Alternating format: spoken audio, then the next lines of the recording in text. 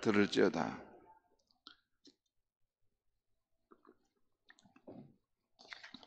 오늘 아침 말씀 제목은 문 밖에 서서 두드리시는 예수님이라고 정했습니다. 사랑하는 성도 여러분, 하나님께서 우리를 잠든 동안 지켜주시고 우리의 눈을 뜨게 하셔서 새 아침을 선물로 주셨습니다.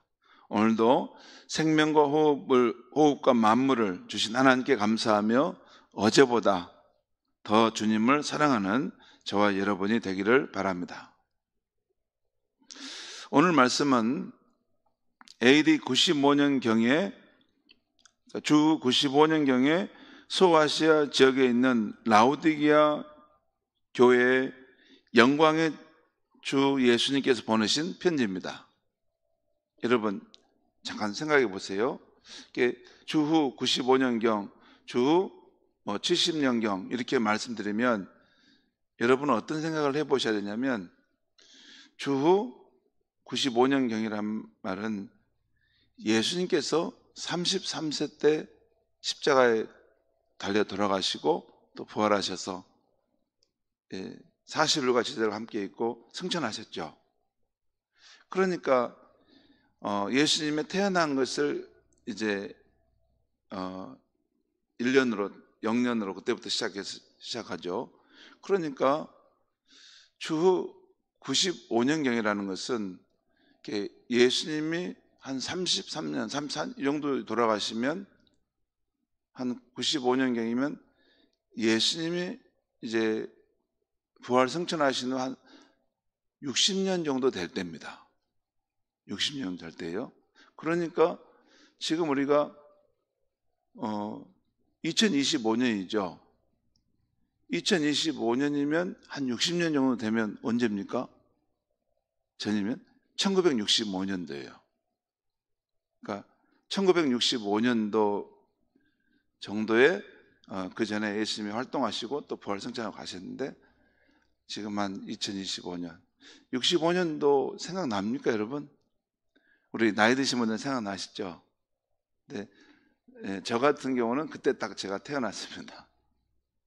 제가 왜 이 말씀을 드리냐면 그 감각을 갖고 있으시면 좋겠다 생각해서 말씀드립니다. 사도행전에 보면 사도 바울이 보면 그 1차, 2차, 3차 선교여행을 이렇게 다니지 않습니까? 그때가 어느 때냐면 예수님이 이렇게 그 생전에 계셨고 부활 승천하신 후에 한 20년 정도밖에 안 지났을 때입니다. 그러니까 아주 가까운 때 그 사도 바울이 예수님의 그 소식을 다 갖고 다니면서 사람들에게 복음을 전한 거죠. 그러니까 지금 이게 그 사도 요한을 통해서 지금 그 AD 95년경에 소아시아 지역의 라오디게아 교회가 세워졌고 거기에 지금 편지를 보낸다는 말은 무엇을 의미하냐면 벌써 교회가 막 확장되고 있다는 것입니다. 무슨 말씀이냐면 예루살렘과 사마리아를 지나서 레바논을 넘고 또 산맥을 넘어서 또 터키 지역까지 멀리 복음이 전파되고 교회가 세워졌다는 것입니다. 그걸 말씀하는 거예요. 그러니까 이제 예수님 그 승천하신 후에 한 60여 년이 된 때 이제 소아시아 지역에도 막 복음이 전파되고 교회가 이렇게 세워진 상황인데, 근데 이제 또 세월이 좀 지나니까 교회가 평안함 속에서 쇠락해 가는 상황들도 있어서 지금 예수님께 다시 사도 요한을 통해 편지를 지금 보내고 있는 것이죠. 지금 이 라오디게아 교회 이 지역은 지금으로는 터키 나라에 속한 지역입니다. 그리고 이 라오디게아 교회는 요한계시록에 나온 7교회 중 마지막으로 나오는 교회입니다. 오늘 편지 내용을 보면 라오디게아 교회에 대한 진단이 나오고 또 주님의 권면과 회개를 촉구하는 말씀이 나오고 그리고 순종하는 자에게 주어질 약속을 제시하고 있습니다. 이 편지에 수신자와 발신자를 알려주는 14절 말씀을 같이 한번 읽겠습니다. 시작. 라오디게아 교회의 사자에게 편지하라. 아멘이시오 충성되고 참된 증인이시요 하나님의 창조의 근본이신 이가 이르시되. 지금 우리가 이제 앞에서 인자 같은 이가 7 촛대 사이를 거니시면서 지금 그 사도 요한에게 지금 말씀하시는 상황이죠. 그분은 이전에 죽었다가 살아나셨다라고 자신을 밝히신 분이죠. 근데 지금 그 영광의 주님께서 사도 요한을 통해서 라오디게아 교회의 사자에게, 그곳의 사역자에게 편지를 하라, 이런 정도로 보면 되겠습니다. 근데 누가 편지하냐면 아멘이시요 충성되고 참된 증인이시요 하나님의 창조의 근본이신 이가 이르시되. 여기서 아멘이라는 말은 진실로라는 말입니다. 여러분, 요한복음에서 예수님께서 내가 진실로 진실로 너에게 이르노니 라고 할 때 그 진실로 진실로가 아멘과 아멘 이렇게 표현합니다. 그러니까 이 진실하신 분, 참되신 분, 그리고 충성되고 참된 증인이라는 말은 좀 반복된 느낌이 있습니다. 그리고 하나님의 창조의 근본이신 이가 이르시되.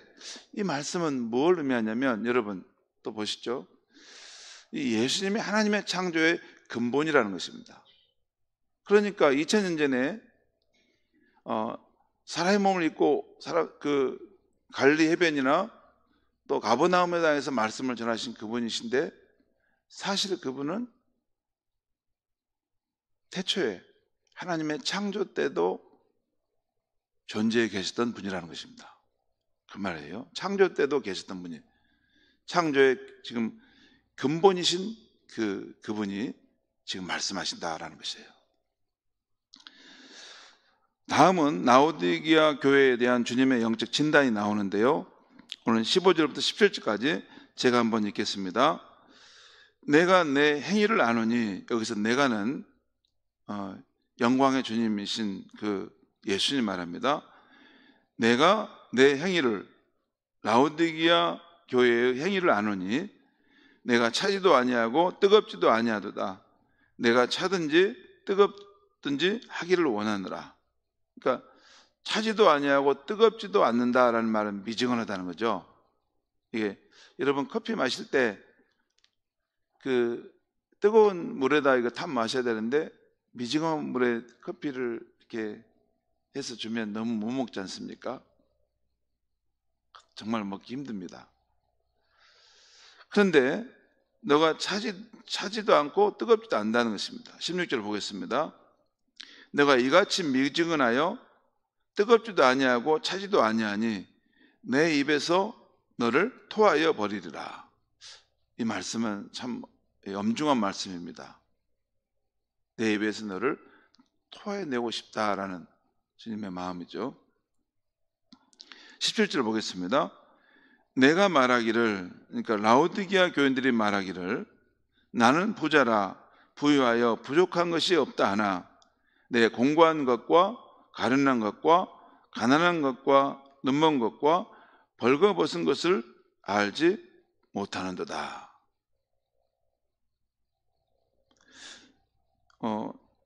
자기는 부유하다라고 나는 부족한 것이 없어요 라고 말하지만 사실 자신의 가난한 것과 눈먼 것과 벌거벗은 것을 알지 못하고 있다는 것입니다. 이것이 주님의 진단입니다. 주님은 다 알고 있었는데 오늘 라오디게아 교인들은 자신들의 미지근한 신앙과 또 자신들의 영적 가난, 영적 무지, 그 수치를 알지 못했던 것입니다. 왜 그랬을까요? 왜 그랬죠? 그 당시 그 라오디게아 지역은 상업의 중심지였습니다. 또 양모, 그 양의 털, 그 산업과 그 안약, 눈 아플 때 바르는 안약 생산의 중심지였기 때문에 이 부유한 도시였습니다. 그런 물질적 풍요 속에 살다 보니 교회가 영적으로 잠들었던 것 같습니다. 저는 오늘 이 교회에 대한 주님의 진단을 보면서 우리 교회에 대한 주님의 진단은 어떠할까 생각되었습니다. 주님, 우리 교회의 참 모습은 어떻습니까?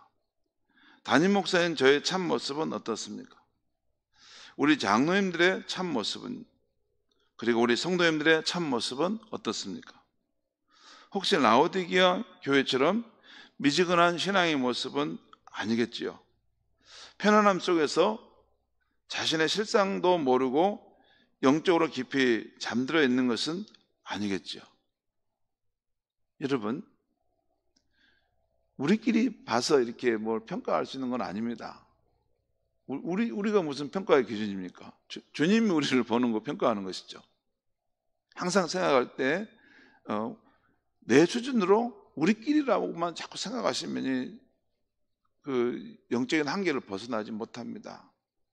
다른 교회에도 훌륭한 신앙인들도 있고 또 더 넘어서 더 중요한 것은 주님의 기준에 나는 나의 신앙의 참모습은 어떠냐는 것입니다.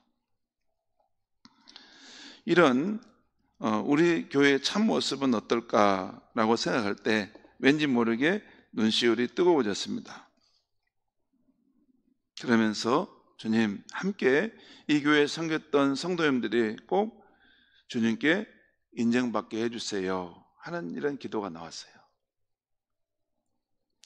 자, 다음은 주님의 권면과 회개를 촉구하시는 말씀이 나옵니다. 우리 18절 19절 말씀,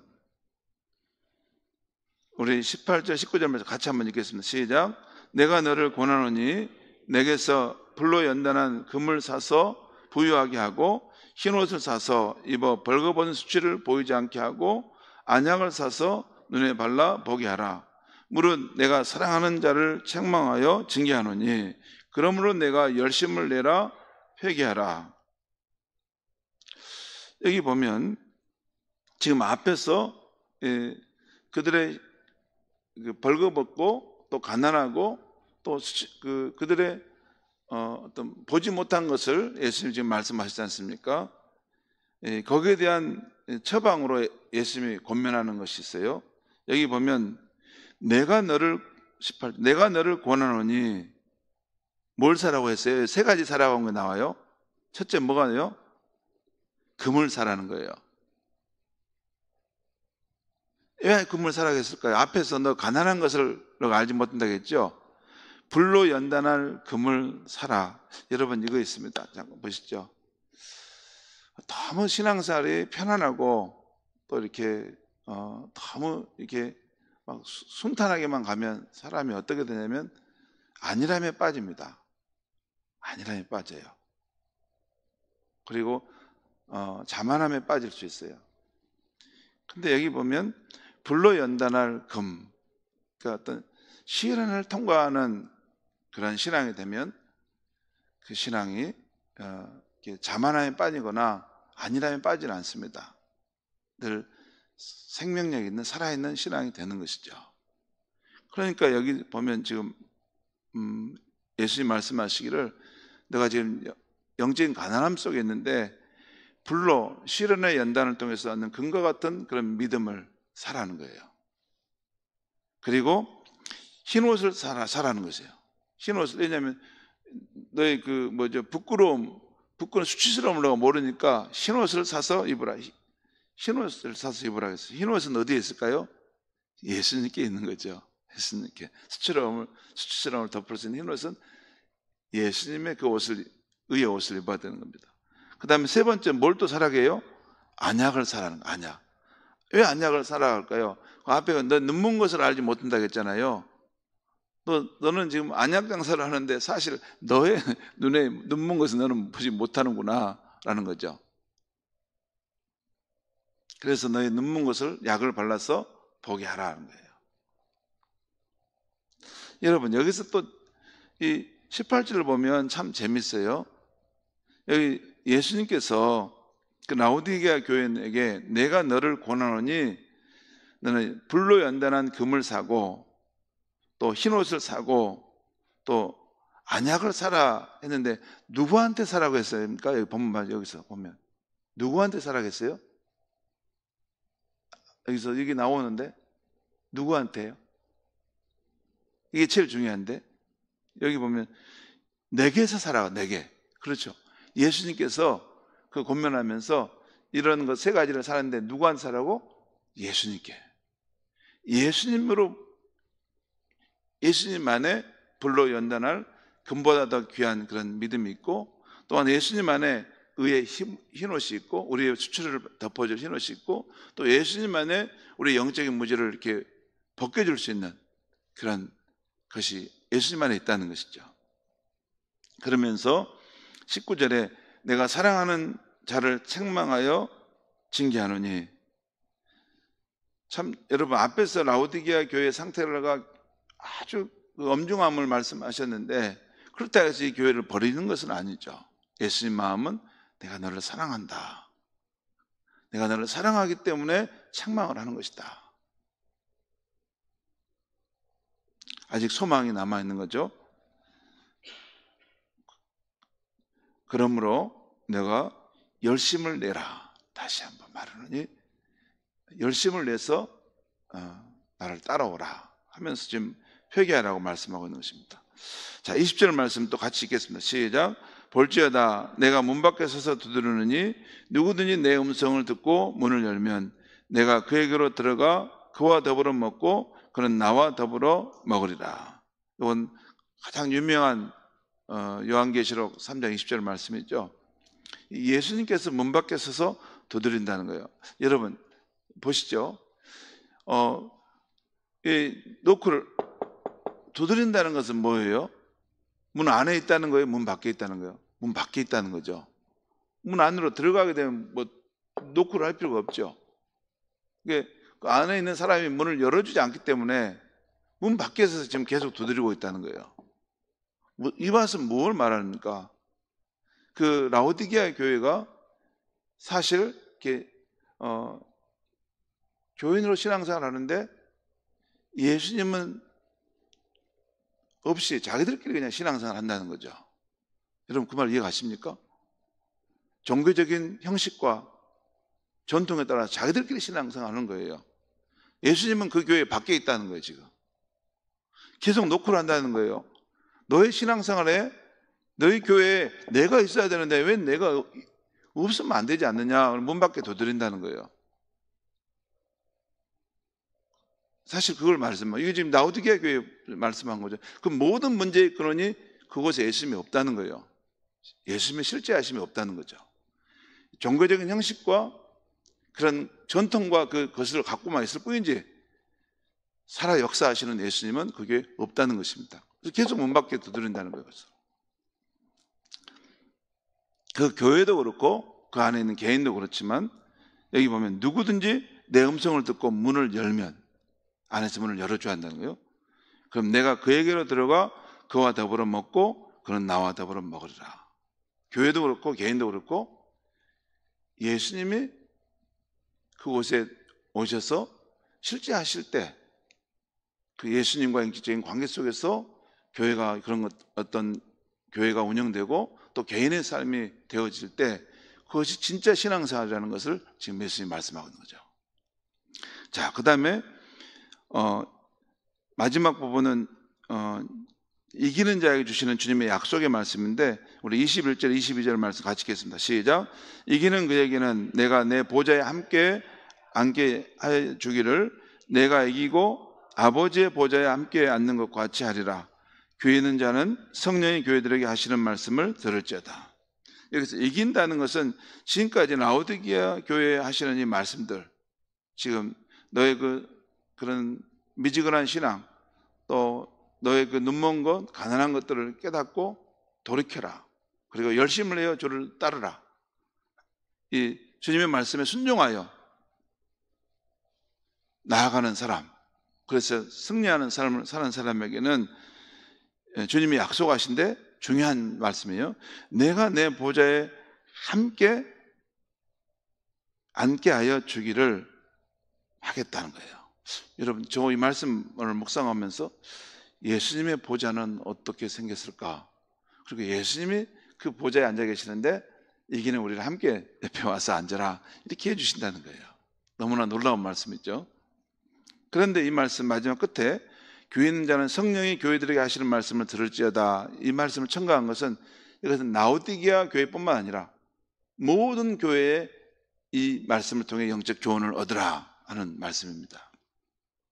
성도 여러분, 오늘 라오디게아 교회를 향한 주님의 말씀이 우리에게 주는 영적 교훈은 무엇일까요? 한 두 가지 정도 아침에 묵상해 보았습니다. 먼저 우리 교회와 나의 영적 상태를 점검하라는 것입니다. 주님, 나의 영적 상태는 어떻습니까? 오늘 라오디게아 교인처럼 편안함 속에 안주하면서 적당한 선에서 주님을 믿고 따르지는 않습니까? 주님, 내 신앙의 모습을 보여주소서. 주님, 혹시 내가 알지 못하는 영적 가난, 무지, 수치의 모습이 내게 있다면 보여주소서. 여러분, 자주 꼭 우리는 물어봐야 되고 우리의 신앙을 점검해 봐야 됩니다. 자만하지 않으려면. 그래서 나의 영적인 상태를, 나의 참모습을 주님 보여주시고 깨닫게 해주셔서 정말 예수님이 인정하시는 그 신앙의 길을 따라 늘 걸어가게 해주셔서 이렇게 기도를 해야 되겠습니다. 또 하나는 중요한 것은 혹시 나는 아직도 내 밖에 서서 문을 두드리는 주님을 두고 있지 않는가입니다. 예수님이 인격적인 교제를 원하시는데 나는 활동에 바빠, 세상 일에 바빠 외면하지 않았는가 하는 것입니다. 주님, 이제 진정으로 당신을 내 마음의 중심으로 모셔드립니다. 이제 주님과 인격적인 교제를 가장 소중히 여기며 살아가겠습니다 라고 마음을 새롭게 하는 것입니다. 여러분, 오늘 이 인자 같은 이 영광의 주님이 저와 여러분의 삶에 함께하는 비결은 뭡니까? 예수님이 말씀하신 것처럼 성령으로 내 마음에 오셨다는 것을 믿고 성령을 통해서 주 예수님과 함께 교제하며 동행하며 사는 것입니다. 성령님은 여러분 어떤 분이냐면 과거의 사건을 오늘 지금의 사건으로 현지화시키는 일을 하십니다. 또한 성령님은 밖에 있는 사건을 내 내면으로 그것을 내재화시키는 일을 하시는 분이 성령님이십니다. 이 두 가지예요. 그러니까 이 예수의 말씀을 이걸 들어도 그냥 그런가 보다 그게 아니고 이 과거의 말씀이 오늘 나의 말씀이 되고 또 이 밖에 있는 이 말씀이 내 내면에 심어지려면 성령으로 내 마음에 오신 예수님을 믿고 받아들일 때 우리의 삶 속에 예수님이 내 안에 실제하셔서 나와 인격적인 교제의 삶이 가능하게 되는 것입니다. 오늘도 복되신 우리 주님이 성령으로 여러분과 저의 삶 속에 살아있기를 간절히 축원합니다. 기도하겠습니다. 하나님 아버지, 오늘 이 라오디게아 교회의 말씀을 통해서 하나님 우리를 일깨워 주셔서 감사합니다. 예수님, 오늘 이 말씀에 이 교훈하시는 것들이 우리 자신의 영적인 모습을 진단하는 것이 되게 하시고 무엇보다도 주님, 우리의 참 모습이 오늘 이 라오디게아 교회 모습 속에 같이 겹쳐 있다면 속히 깨닫고 주님, 우리가 다시 주님이 원하시는 그런 삶의 자리로 돌아갈 수 있게 하여 주시옵소서. 안주하거나 또한 편안한 그런 삶의 선에서 주님을 따르려고 하지 않게 하시고 주님이 이끄시는 대로 진실하게 한 걸음 한 걸음 주와 동행하게 하시고 주님의 성령을 의지하여 늘 주님의 주권을 인정하는 우리의 삶이 되게 하여 주시옵소서. 예수님의 이름으로 기도하옵나이다. 아멘.